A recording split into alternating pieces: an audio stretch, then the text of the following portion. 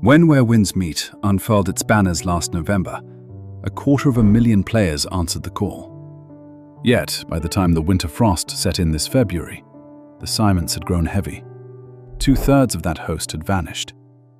What began as a roaring tide of 153,000 average players has ebbed away. 88,000, then 49,000, settling finally at 43,000. It is a steady, rhythmic bleeding, each month carving away half of what remained, and the floor has yet to rise and meet the fall. Patch 1.3, titled Spring's Bliss, arrived in the heart of this exodus. After living within its systems for a few days, I've realized that the update's true meaning isn't found in its features, but in its silhouette. The true horizon, the vast desert expanse of He Chi, the storied Jade Gate Pass, and the bamboo-cut Marshall Path, doesn't arrive until March 6th. That is the content drop the game's very soul is resting upon. Consequently, 1.3 feels like a bridge of intricate design, a series of carefully laid stones meant to lead you, day by day, toward that distant shore. To understand this patch, one must look at the balance between the permanent and the fleeting. On one side, we have the structural additions, the level cap ascending to 85, and the infusion of Tier 81 gear into the world's veins. The update further populates the world with new bosses, each bringing a distinct, lethal grace to the Jianghu. There's the Drunken Master, a fighter whose footwork mimics the deceptive elegance of a stumble, drawing you in until the ground itself seems to rush up to meet you. In contrast, the Coffin Master appears draped in shadow and silk, exuding a quiet menace that settles into a room as heavy and inescapable as wood smoke into fabric. Most striking, perhaps, is the arrival of the masked troupe on the 13th.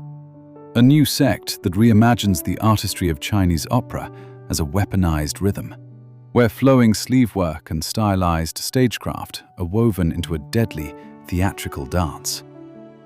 Between the new 3 vs 3 arena and the Guild War League, the developers are leaning into systems that generate their own gravity. Much like the architecture of World of Warcraft, these features require little maintenance but offer infinite replayability.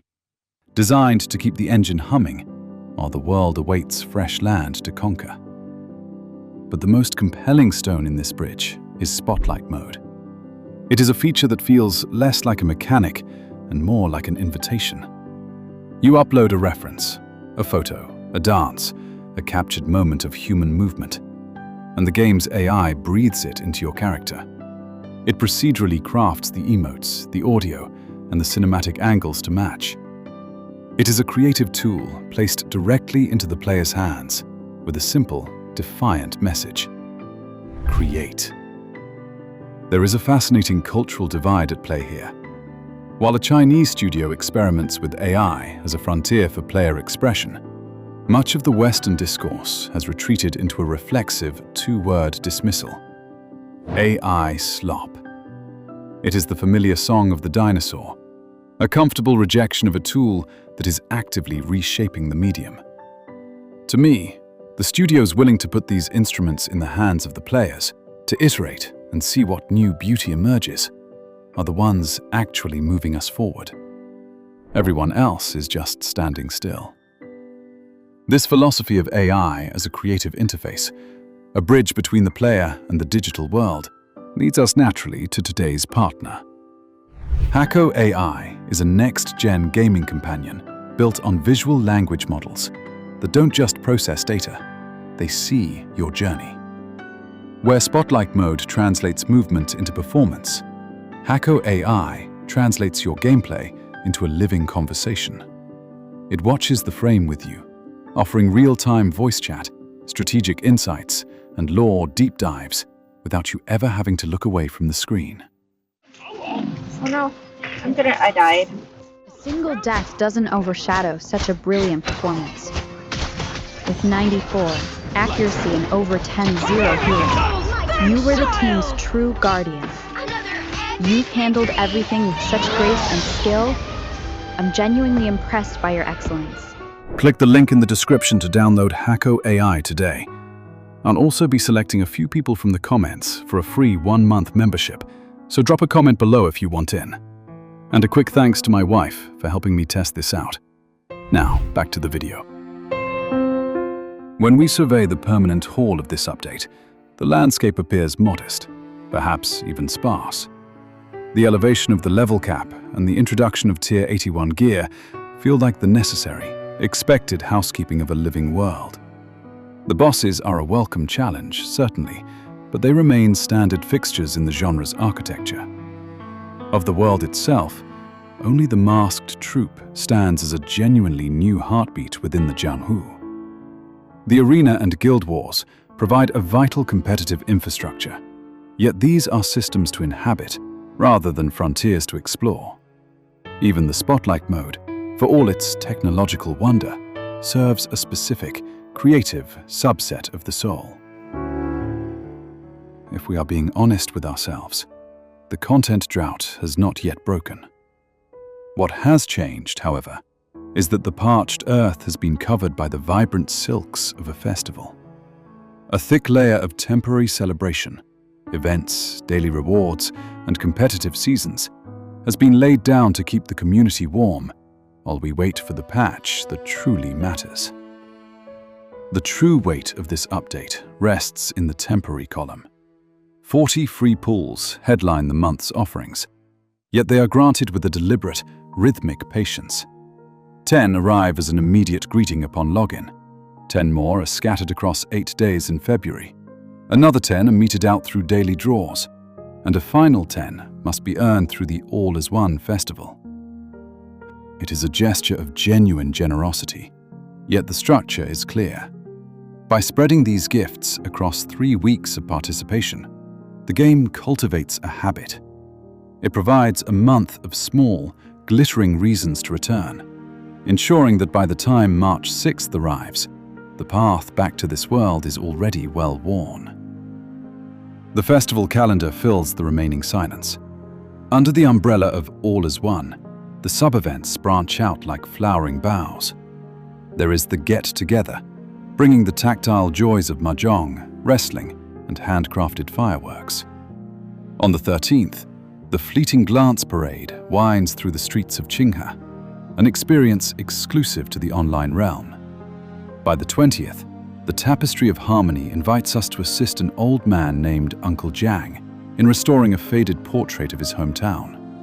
Together with strangers, we return the color to his world, brushstroke by brushstroke, until his memories are made whole again.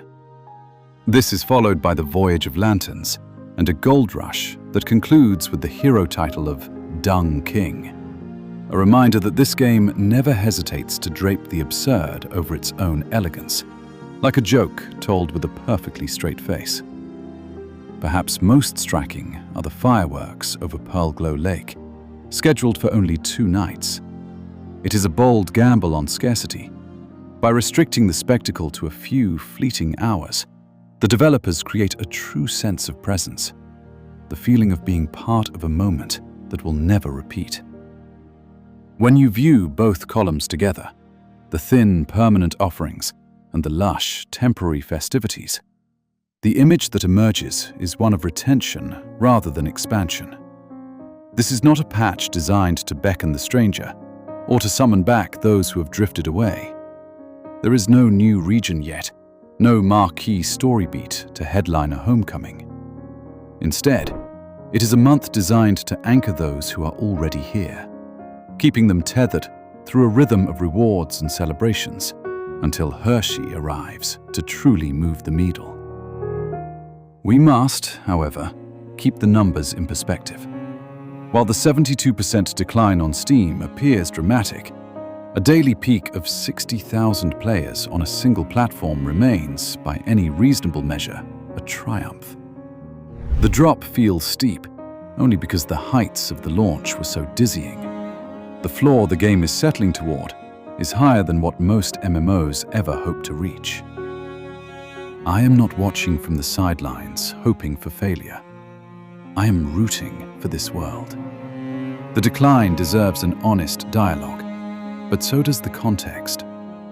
Most studios would kill to be heading into a major expansion with 60,000 concurrent souls.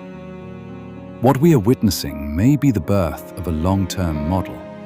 Major expansions acting as the pillars, with bridges of celebration and competition spanning the gaps between. If this cadence holds, and if the sands of Hershey deliver on their promise, where winds meet possesses the bones of something that could endure. March will provide the answers we seek. But for now, the lanterns are lit, the parade is forming, and the signs are encouraging. The level cap will still be there tomorrow, and the Tier 81 grind is a mountain that isn't going anywhere. But the fireworks over Pearl Glow Lake will only bloom twice. I know where I'll be when the first fuse is lit on the 16th.